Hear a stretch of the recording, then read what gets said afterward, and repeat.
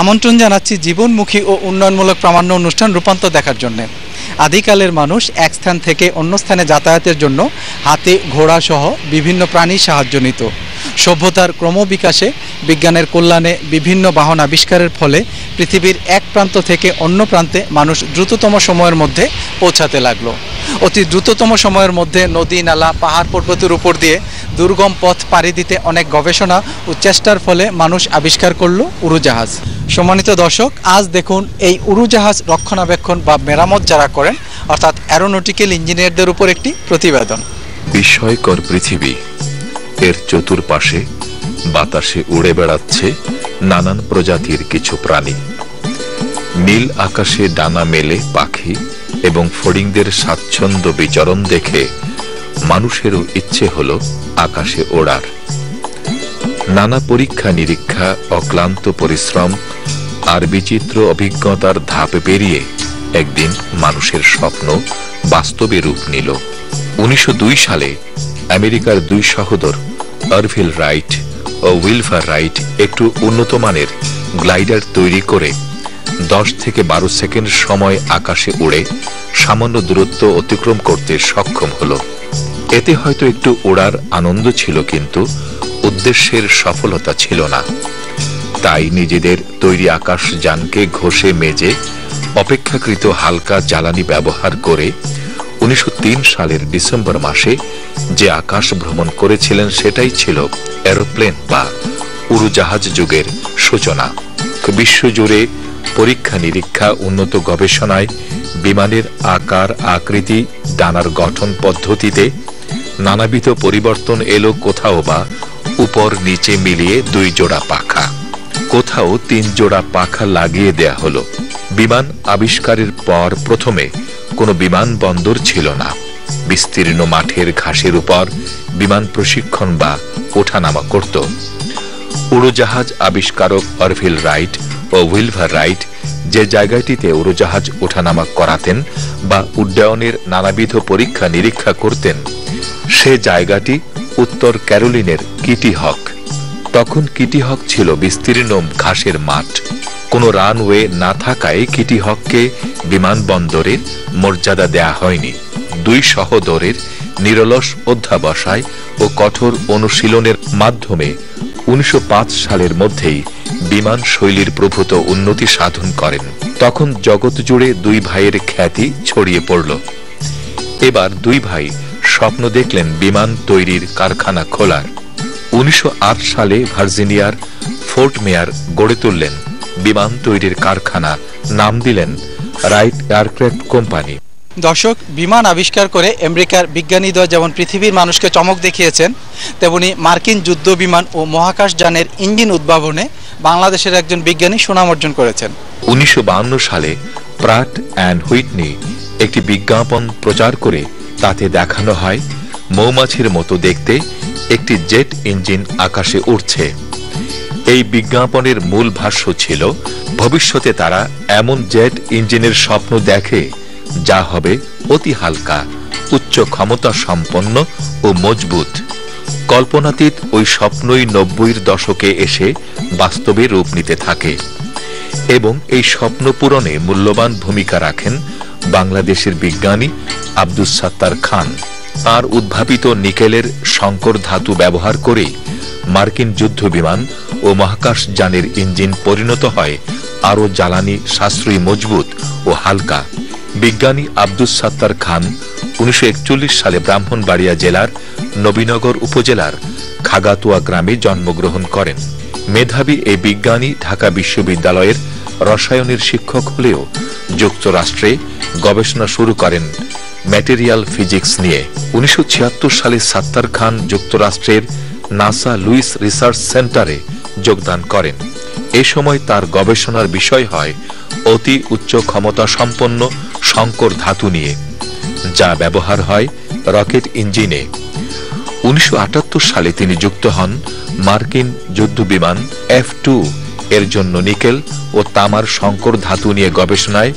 এরই ধারাবাহিকতায় তাঁর আবিষ্কৃত উচ্চ ক্ষমতা সম্পন্ন নিকেল F-16 ও F-15 যুদ্ধ বিমানের হালকা ইঞ্জিন তৈরিতে ব্যবহার শুরু হয়। বিজ্ঞানের বিশেষ অবদানের জন্য আমেরিকা সরকারের পক্ষ থেকে অনেক পুরস্কারে ভূষিত এই বিজ্ঞানী 2008 সালে 31 জানুয়ারি না ফেরার দেশে চলে যান। উড়োজাহাজ উন্নতিকল্পে তার অবদান আমরা শ্রদ্ধার সাথে স্মরণ করছি। সম্মানিত দর্শক, উড়োজাহাজ আবিষ্কারের 100 বছর পেরিয়ে গেছে। বর্তমানে কত ধরনের উড়োজাহাজ আকাশে ওড়ে। এই জাহাজগুলো আকাশে ওড়ার আগে সবগুলো সিস্টেম ঠিক আছে কিনা এ মর্মে একজন লাইসেন্স প্রাপ্ত এয়ারক্রাফট মেইনটেনেন্সের কাছ থেকে ছাড়পত্র নিয়ে ফ্লাই করতে হয়। এছাড়া এয়ারক্রাফট মেইনটেনেন্স ইঞ্জিনিয়ারিং হলো এমন একটি বিষয় যার মাধ্যমে উড়োজাহাজ রক্ষণাবেক্ষণ, মেরামত, নিত্য নতুন ডিজাইন উন্নয়ন, পরীক্ষা নিরীক্ষা, সর্বোপরি বিমানটি যেন নিরাপদে আকাশে উড়তে পারে এই বিষয়টি নিশ্চিত করা।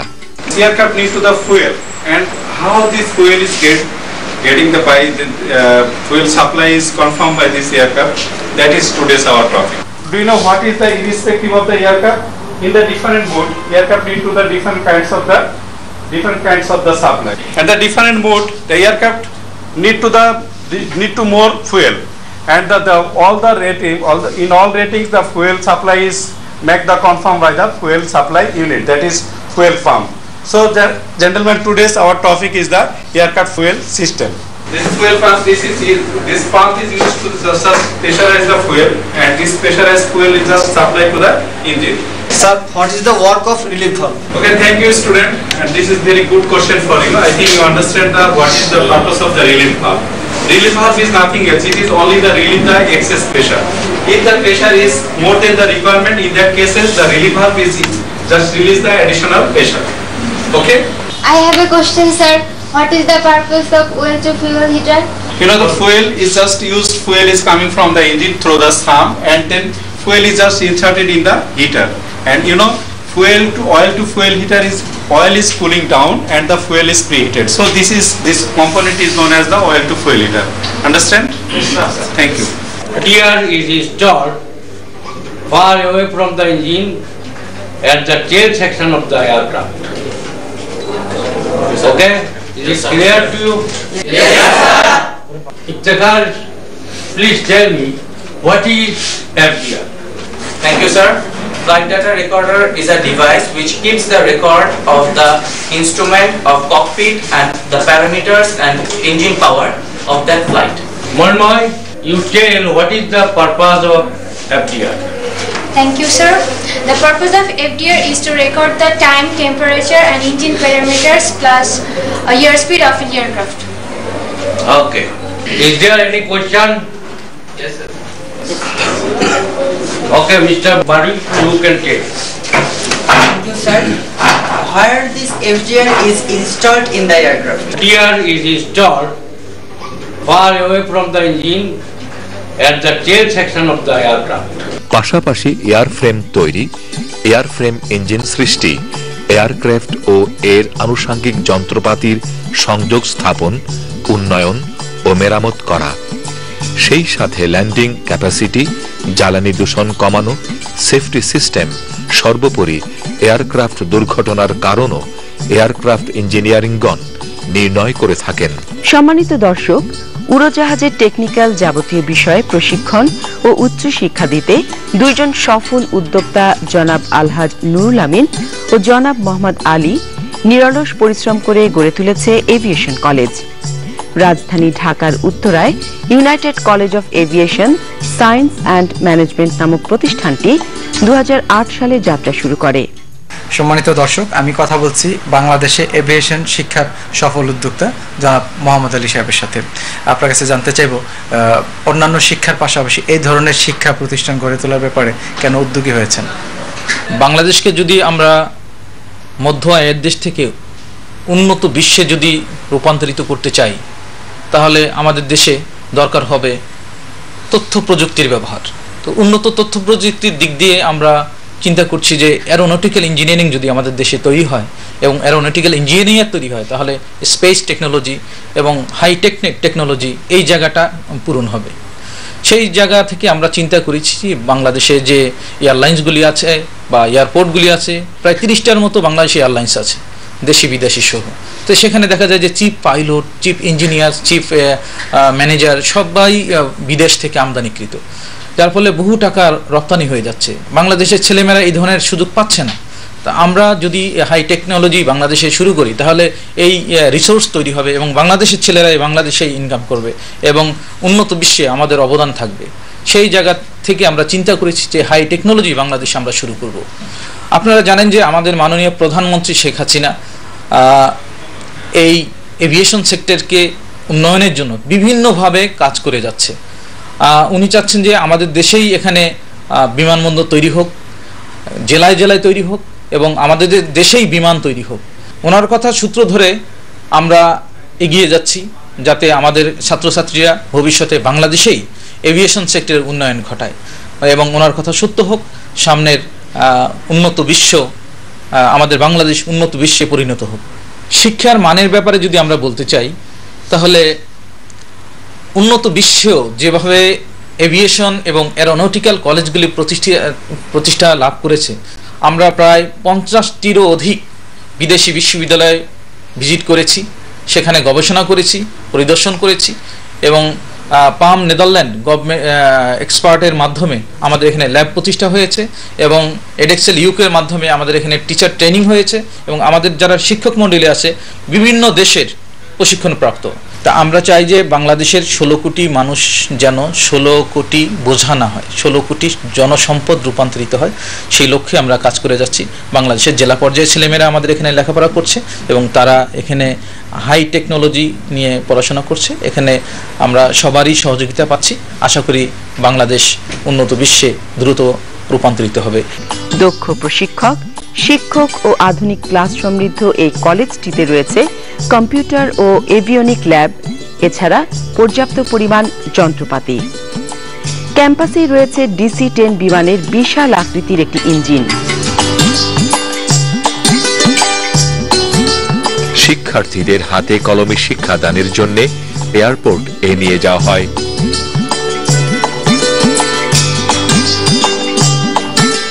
সম্মানিত দর্শক, আমি কথা বলছি বিমান বাংলাদেশ এয়ারলাইন্সের সাবেক প্রিন্সিপাল ইঞ্জিনিয়ার জনাব আব্দুর রউফ সাহেবের সাথে। আপনার কাছে জানতে চাইব, আপনি যে কলেজের প্রধান উপদেষ্টা হিসাবে কর্মরত আছেন, তো আপনাদের শিক্ষা কার্যক্রম এবং ব্যবস্থাপনা সম্পর্কে। আমাদের শিক্ষা কার্যক্রমের মধ্যে mainly aeronautical engineering and aviation management. এখানে সব অভিজ্ঞ টিচার্স আছেন এবং ম্যানেজমেন্টে দেখার দায়িত্বেও অভিজ্ঞ টিচার্স আছেন এবং আমি নিজেও অনেক বছরের অভিজ্ঞতা নিয়ে আমি এখানে কলেজের অ্যাডভাইজার হয়েছি আর কি। এবং সেই হিসাবে আমরা ক্লাস মনিটর করি, ক্লাসের ছাত্রদের মনিটর করি, ক্লাসের টিচারদেরও মনিটর করি, ইভ্যালুয়েশন করি। ভবিষ্যতে আমরা এখানে একটা MRO maintenance and repair organization plus একটা NDT শপ স্থাপন করা, যেটা সাহায্য করবে আমাদের স্ট্রাকচারাল ইঞ্জিনিয়ারিংয়ের স্টাডি করার জন্য আর কি। অতীতে দেখা গেছে যদি কোনো এয়ারক্রাফট নষ্ট হয়ে যেত তাহলে বিদেশ থেকে ইঞ্জিনিয়ার এনে অনেক টাকা খরচ করে মেরামত করতে হতো, অথচ বর্তমানে আমাদের দেশে প্রতিষ্ঠিত কলেজ থেকে পাশ করা এসব ইঞ্জিনিয়ারগণ যথেষ্ট সুনাম ও দক্ষতার সাথে কাজ করে যাচ্ছেন, ফলে সাশ্রয়ী হচ্ছে প্রচুর বৈদেশিক মুদ্রার। সম্মানিত দর্শক, আমি কথা বলছি ইউনাইটেড কলেজ অফ এভিয়েশনের ভাইস প্রিন্সিপাল এবং অবসরপ্রাপ্ত squadron leader engineer Kazi Mofizul Islam সাহেবের সাথে। আপনার কাছে জানতে চাইব, বাংলাদেশে অ্যারোনটিক্যাল শিক্ষার যেই ধরন, তো এটা আপনারা কিভাবে কোর্স পরিচালনা করেন? অ্যারোনটিক্যাল ইঞ্জিনিয়ার একটি এয়ারক্রাফট মেইনটেন্যান্সের জন্য বিশেষ গুরুত্বপূর্ণ ভূমিকা পালন করে থাকেন। এই প্রশিক্ষণটি বাংলাদেশে সহজলভ্য নয়।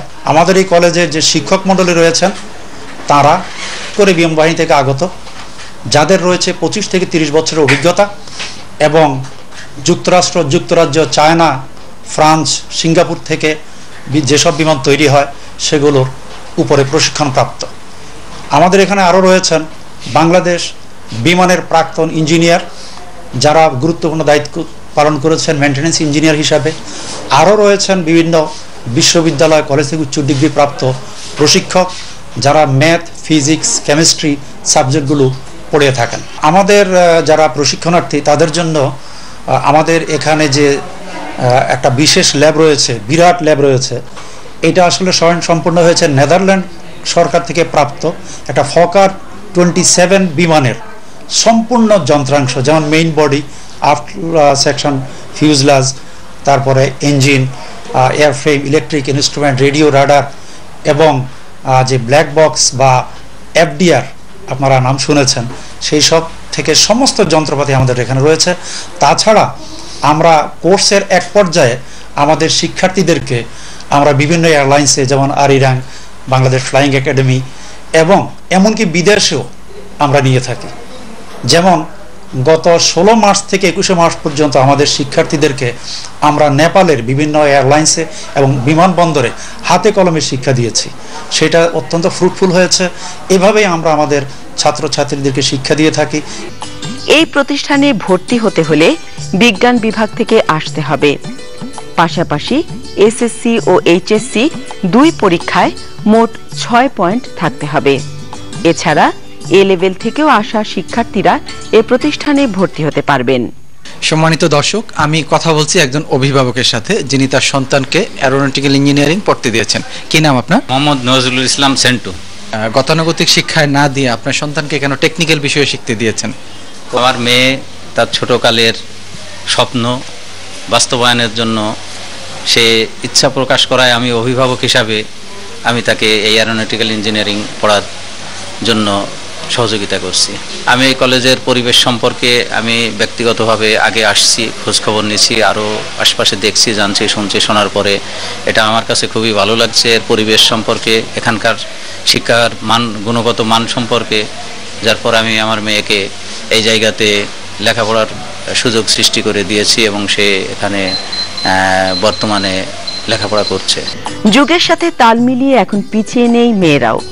তারা এখন অ্যারোনটিক্যাল ইঞ্জিনিয়ারিং পড়ছে ছেলেদের সাথে। চ্যালেঞ্জিং ও উন্নত জীবনযাপনের জন্য এই পেশাকে বেছে নিচ্ছে। আমি কথা বলছি অ্যারোনটিক্যাল ইঞ্জিনিয়ারিং পড়ছে এমন একজন স্টুডেন্টের সাথে। কি নাম তোমার? প্রিয়াঙ্কা ইসলাম। অ্যারোনটিক্যাল ইঞ্জিনিয়ারিং সবচেয়ে বর্তমানে ডিমান্ডিং অ্যান্ড চ্যালেঞ্জিং একটা অকুপেশন এখানে, তো এই জন্য আমি অ্যারোনটিক্যাল ইঞ্জিনিয়ারিং চুজ করেছি। এখান থেকে আমার স্বপ্ন পূরণের জন্য আমি সম্পূর্ণরূপে চেষ্টা করছি। তো এখন একজন অ্যারোনটিক্যাল ইঞ্জিনিয়ার হিসেবে নিজেকে প্রতিষ্ঠিত করতে পারাটাই আমার পরিকল্পনা। এখন বর্তমান বিশ্বে মেয়েরা, নারীরা সব দিক থেকে এগিয়ে, তো আমরা বাংলাদেশ কেন পিছিয়ে থাকবো? তো অফকোর্স আমাদের সবার উচিত একটা চ্যালেঞ্জিং পেশায় আসা এবং বাংলাদেশকে এগিয়ে নিয়ে যাওয়া। দর্শক, আমি আরেকজন স্টুডেন্টের সাথে কথা বলছি। কি নাম তোমার? শেখ ফিরোজ। তুমি অ্যারোনটিক্যাল ইঞ্জিনিয়ারিং পড়তে আসছো কেন? আমি অ্যাকচুয়ালি নেপাল থেকে এসেছি। আমি নেপাল থেকে বিভিন্ন জায়গায় ট্রাই করেছি, ডিফারেন্ট দেশে আমি ট্রাই করার পরে বাংলাদেশে স্কলারশিপ পেয়েছি, ফুল স্কলারশিপ। এর জন্য আমি ইউসিএসএম-এ ভর্তি হয়েছি। তো এই পড়াশোনা বা এই কলেজের পরিবেশ কেমন মনে হয়? Actually, it's so excellent. The environment of college is so good. The teachers are highly qualified, experienced, skilled. On the other hand, they are so friendly and cooperative. ওনাদের কারণে আমরা ওয়াইফাই, মাল্টিমিডিয়া ক্লাস, অনেক কিছু easily বোঝা যায়। টিচাররা এভাবে বোঝায় যে স্টুডেন্টরা একটা কথা ধরে ধরে বোঝায়, সবরা ইজিলি বোঝা যায় ওরা সব কিছু কথা। তো তুমি তো নেপাল থেকে এসেছো বলছো, যে তো নেপালে এই ধরনের শিক্ষা কি ছিল না? নেপালে অ্যাকচুয়ালি ছিল, বাট আমি স্কলারশিপে পড়তে চাচ্ছিলাম, এই জন্য আমি ডিফারেন্ট জায়গায় অ্যাপ্লাই করেছি। তো বাংলাদেশে পাওয়ার পরে আমি এখানে চলে আসছি। তো তুমি বাংলা ভাষাটা মানে এই ধরনের ভাষা কোত্থেকে শিখেছো? অ্যাকচুয়ালি এটা ক্রেডিট যাবে পুরো ভার্সিটিতে। ভার্সিটি মেম্বার, টিচার্স, স্টাফ, আমার ফ্রেন্ডরা, ওরা অনেক হেল্প করেছে। ইভেনচুয়ালি আমি বিলিভ করতে পারি না আমি 6 মাসের ভিতরে বাংলা শিখেছি, ওরা এত ভালো করে বাংলা বলতে পারেছে। আমি মোহাম্মদ আরিফুল ইসলাম। এইচএসসি পাশ করার পর উচ্চশিক্ষার জন্য আমি এই প্রতিষ্ঠান থেকে বেছে নিয়েছি। আমাদের এই প্রতিষ্ঠানে বিভিন্ন ধরনের অ্যারোনটিক্সের উপর আন্তর্জাতিক ডিগ্রি নেওয়া হয়। তেমনি একটি ডিগ্রি হচ্ছে ইয়াজা পার্ট 66। এটি আমাদের এখানে আন্তর্জাতিকভাবে অনুমোদিত একটি সেন্টার, এক্সাম সেন্টার। আমি সেই সুযোগটি গ্রহণ করেছি। বর্তমানে আমি B1.1 লাইসেন্সের জন্য এখানে পরীক্ষা দিচ্ছি। এটি হচ্ছে এমিকন এভিয়েশন ট্রেনিং সেন্টারের অধীনে একটি ইন্টারন্যাশনাল এক্সাম সেন্টার। এই প্রতিষ্ঠান আমার স্বপ্ন পূরণে আমাকে সহযোগিতা করে চলেছে। এখানে পড়তে পেরে আমি সত্যি গর্বিত। সম্মানিত দর্শক, ইউনাইটেড কলেজ অফ এভিয়েশন ম্যানেজমেন্টের শিক্ষার্থীরা তাদের লেখাপড়ার পাশাপাশি বিনোদনেও আগ্রহী। চলুন তাদের পরিবেশনা একটু গান শুনে আসি। আকাশে আজ ছড়িয়ে দিলাম প্রিয় আমার কথার ফুল গো, আমার গানের মালা গো, কুড়িয়ে তুমি নিও। আকাশে আজ ছড়িয়ে দিলাম প্রিয় আমার কথার ফুল গো আমার গানের মালা গো কুড়িয়ে তুমি নিও আকাশে আজ ছড়িয়ে দিলাম প্রিয় আমার গানের ইন্দ্রধনু রচে তোমার ক্ষণিক তনু আমার গানের ইন্দ্রধনু রচে তোমার ক্ষণিক তনু জড়িয়ে আছে সেই রঙে মোর জড়িয়ে আছে সেই রঙে মোর অনুরাগনীয় আমার কথার ফুল গো আমার গানের মালা গো কুড়িয়ে তুমি নিও আকাশে আজ ছড়িয়ে দিলাম প্রিয় ব্রিটেনের তত্ত্বাবধানে এই কলেজটি এগিয়ে যাচ্ছে তাদের মূল লক্ষ্যে। সম্মানিত দর্শক, আমরা কথা বলছি পিয়ারসনের Asia regional director mister Simon Young এর সাথে, যিনি বাংলাদেশে আসছে ওনাদের যেসব সেন্টারগুলি আছে এগুলি ভিজিট করার জন্য। Mr. Saimang Yang, what is purpose visit to Bangladesh? Well, this is a visit to see the college, to see how BTEC is running. I work for Pearson Education, of which BTEC is one of the UK qualification brands that is offered here in Bangladesh. And the college here running the Higher National Diploma in Aeronautical Engineering, Business and Travel and Tourism. So we're here to meet the senior team, to view the facilities and also talk to some students to see how they are progressing in their studies. The HND qualification is a very practical qualification that combines skills and knowledge together so learners can progress all the way through to the final year of a UK degree course. So we're very pleased to be here. This is my first visit. I'm delighted to have been welcomed. It's a wonderful college with fantastic facilities. এছাড়াও কলেজটির শিক্ষার্থীরা ভর্তি হওয়ার পরপরই হতে পারছে world royal aeronautical সোসাইটির একজন সদস্য। সম্মানিত দর্শক, আমি কথা বলছি পিয়ারসনের রিজনাল ম্যানেজার বাংলাদেশের মিস্টার শাহিন রেজার সাথে। আপনার কাছে জানতে চাইবো আপনাদের কার্যক্রম সম্পর্কে। পিয়ারসন ইউকের একটা সবচেয়ে বড় কোয়ালিফিকেশন অ্যাওয়ার্ডিং বডি। আমরা ইউকে সহ ওয়ার্ল্ডের 100টার উপরে দেশে আমাদের কোয়ালিফিকেশনগুলো অফার করা হয়। আর বাংলাদেশে আমরা আমাদের কার্যক্রম শুরু করেছি 1972 সালে, স্বাধীনতার ইমিডিয়েট পরপরই ব্রিটিশ কাউন্সিলের সাথে পার্টনারশিপে। আপনারা হয়তো জানেন যে আমাদের দেশে ইংলিশ মিডিয়াম স্কুল এবং এডুকেশন বেশ পপুলার, এবং আমাদের ও লেভেল এ লেভেল কোয়ালিফিকেশনগুলো 1972 সাল থেকে শুরু করা হয়েছে। পিয়ারসনের আন্ডারে ও লেভেল এ লেভেল ছাড়াও আমাদের আরও দুইটা অ্যাওয়ার্ডিং বডি আছে। একটা হলো বিটেক।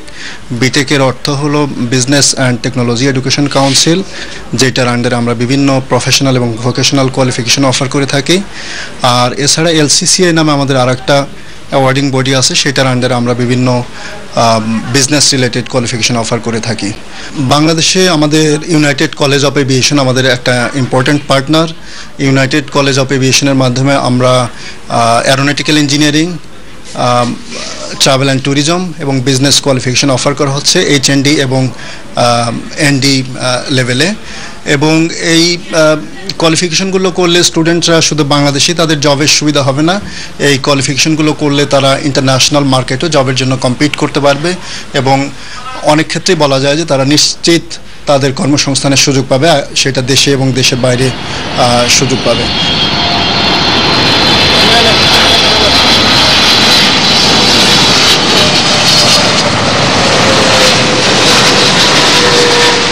বর্তমানে সময়ের প্রয়োজনে মানুষ নানান পেশা নিজেদের সম্পৃক্ত করেছে।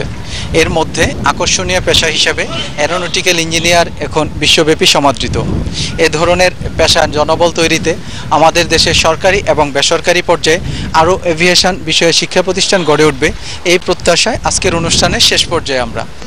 বিমান আবিষ্কারের ফলে মানুষ পৃথিবীর এক প্রান্ত থেকে অন্য প্রান্তে যেমন যাতায়াত করতে পারছে, তেমনি এই বাহনটিকে ঘিরে সৃষ্টি হয়েছে বহু মানুষের কর্মক্ষেত্র। উড়োজাহাজের বিভিন্ন শাখায় বাংলাদেশের মানুষের অংশগ্রহণ দিন দিন বেড়েই চলেছে। বিশেষ করে অ্যারোনটিক্যাল ইঞ্জিনিয়ারিং পেশায় যারা অংশ নেবেন তাদের সামনে রয়েছে আকাশে উড়ে সাগর, নদী, পাহাড় পর্বতের ওপর দিয়ে ঘুরে বেড়ানো, সেই সাথে মহান সৃষ্টিকর্তার সৃষ্টির অপার রহস্য কাছ থেকে দেখার, অনুভব করার এক আশ্চর্য সুযোগ। সম্মানিত দর্শক, উড়োজাহাজ রক্ষণাবেক্ষণ ও মেরামতের বিভিন্ন দিক নিয়ে সামান্য কিছু অংশ এই অল্প সময়ের মধ্যে আপনাদের সামনে তুলে ধরার চেষ্টা করেছি মাত্র। আগামী পর্বে জীবন ঘনিষ্ঠ আরও কিছু বিষয় উপস্থাপনের প্রত্যাশা রইল।